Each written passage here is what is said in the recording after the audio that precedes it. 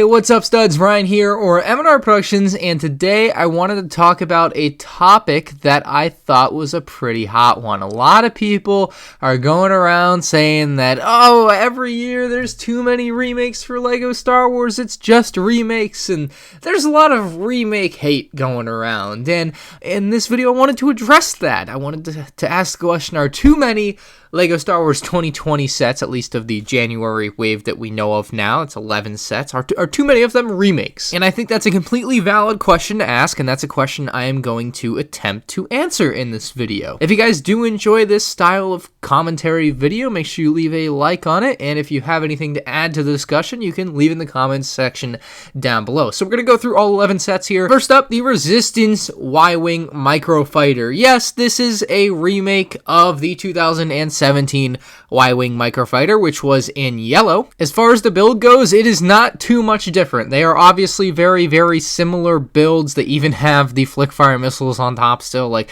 they didn't do too much to change it up, obviously, other than change up the color of the set, which is now accented by red instead of yellow because it's the Resistance Y-Wing. The reason I think this is actually an okay remake for LEGO to have done is because A, it fits with the new movie, it's in a different color, and also it has a minifigure that was otherwise pretty hard to get. It was in a $7 set. Now it's in a $10 set, Zori Bliss, and so I think that's a great reason to justify this being a remade set. It just makes sense to me. The Kylo Ren Shuttle Microfighter is not a remake. That's pretty obvious. I've talked about that set plenty in a couple of other videos. If you want to check them out, they'll be linked down below. The T-16 Skyhopper versus Bantha Microfighters is also not a remake. I know they've had T-16 Skyhoppers in the past, but obviously this T-16 Skyhopper is nowhere near the same scale. It's just not the same. It's in a different category of LEGO Star Wars sets, so no, it's not a remake. The Sith Troopers Battle Pack is obviously not a remake. It's new and original for Episode 9, although I will say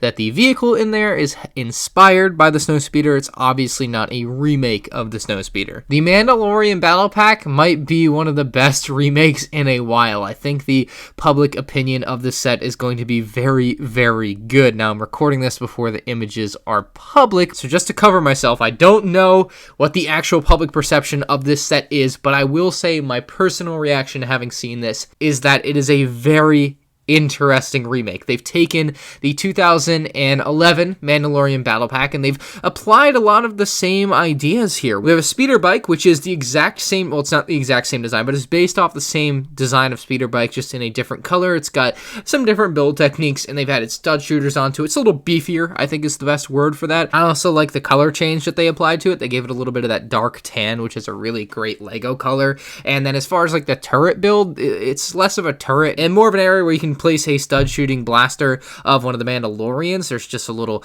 jumper plate there where you can put one inside of this little rock area that's kind of carved out. So that's kind of neat. Looks like you'll get some really good pieces in that set. And if you get a bunch of these battle packs, you can put together quite a nice bit of scenery of broken rocks and bits and stuff. But I think the thing that makes this Battle Pack a good remake for a Battle Pack is, one, it's very pertinent right now with The Mandalorian being out, and two, they have gone and not given you 4 of the same Mandalorians. Typically, I'm a fan of getting more of the same figure for army building purposes, but as far as I'm aware, none of these are named characters, and therefore you can just kind of get a ton of different color Mandalorians and maybe even mix and match them a little bit, which seems like it could be a little bit of fun. I will say the colors on the Mandalorians are a little bit more vibrant than I would have liked, but other than that, I can't really complain about the set. I think it's a really good remake. It's not a direct copy and paste, but it just pays homage to its predecessor while still bringing something fresh to the table for everybody. The 4+ Snowspeeder is technically a remake, sure.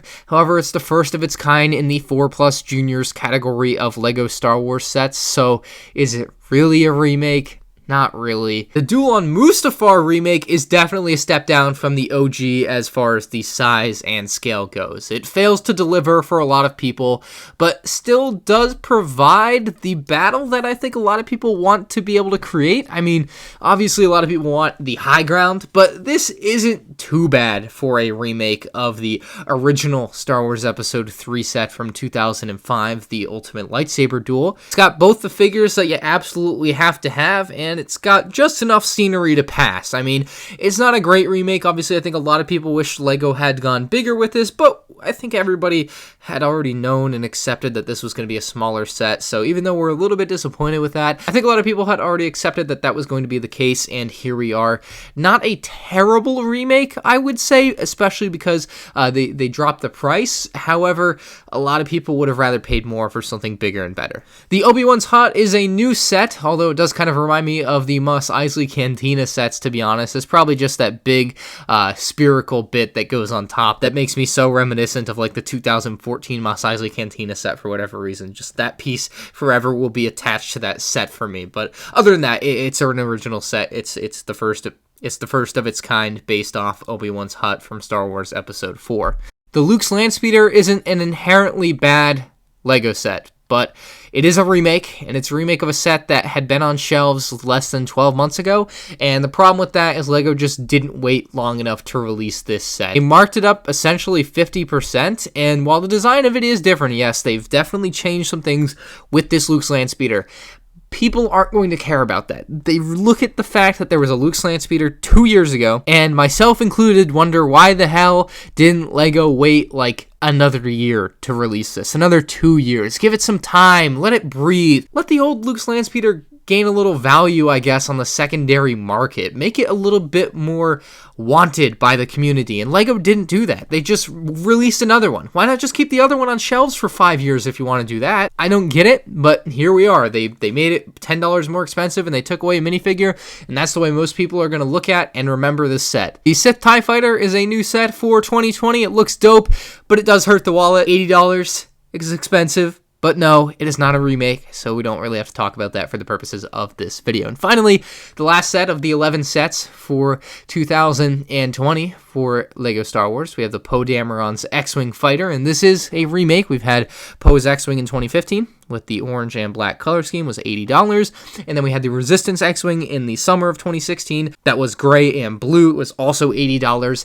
And I at first thought that the $90 price tag on this new Poes X-Wing Starfighter, which is in orange and white and a little accent of blue, for $90 was too expensive. I was really shocked by that $90 price tag. However, I went back, I looked at the inflation rate. If you look at it from 2015 to 2020, the inflation brings the price of the old one to about $87. So all things being considered, I think $90 is a fair enough price for this X-Wing, just because of inflation. The value of the set has essentially stayed the same. Money is just worth less. So that $10 jump does seem justified, although I think that price tag shock will hit a lot of people like me who wouldn't have otherwise looked at the inflation rates and seen that LEGO is probably justified in charging $90 for the set, since they charged $80 5 years ago for what is essentially the same thing in a different color. So that being said, if we count the Snowspeeder as a remake, which I don't really think it is, but I'm sure a lot of people think it is and are going to say it is, we'll call it 6 out of the 11 sets are remakes. And I will say 4 of them are pretty much justified. I think that the Resistance Y-Wing remake is fine. The Mandalorian Battle Pack remake is fine. It's a really good battle pack. The Snowspeeder remake is fine. I don't really think it's a remake, but for the purpose of this video, we're going to call it a remake, even though it's in a different category. I've seen people on the internet calling it a remake, so it's an okay remake. They're allowed to remake that Snowspeeder. Whatever. And the Duel on Mustafar remake is justified. People have been wanting an Episode 3 Obi-Wan vs. Anakin fight. This might not have been the fight you want, but I think it was a justified set for LEGO to remake. Finally, the 2 remakes that I don't quite agree with. We have the Luke's Landspeeder and the X-Wing. We've just gotten too many X-Wings. That's 2015, 2016, 2018, and now 2020. All coming out with X-Wings. Prior to this flurry of X-Wings in the second half of the 2010s, we only saw X-Wings in 1999, 2006, and 2012. Like, X-Wings weren't super common, and now LEGO's just pumping them out like crazy, including the Juniors one. So that's pretty insane. A lot of X-Wings lately, and this one is just adding fuel to the fire for people that say LEGO remakes too much. This one is definitely one that they could have probably waited another year on. Would have been nice. Let me know your thoughts about this in the comments section below. Are too many LEGO Star Wars 2020 sets remakes? What would you have rather seen LEGO do in lieu of some of these remakes? Make sure you replace them one for one with a similar scale and price set if you want to leave a comment down below. Like the video if you guys did enjoy or found this topic interesting. If you have another topic you want me to cover about LEGO Star Wars sets in a commentary style video like this, let me know as well. Subscribe to the channel if you're new here, and I'll see you on the next one. Peace out.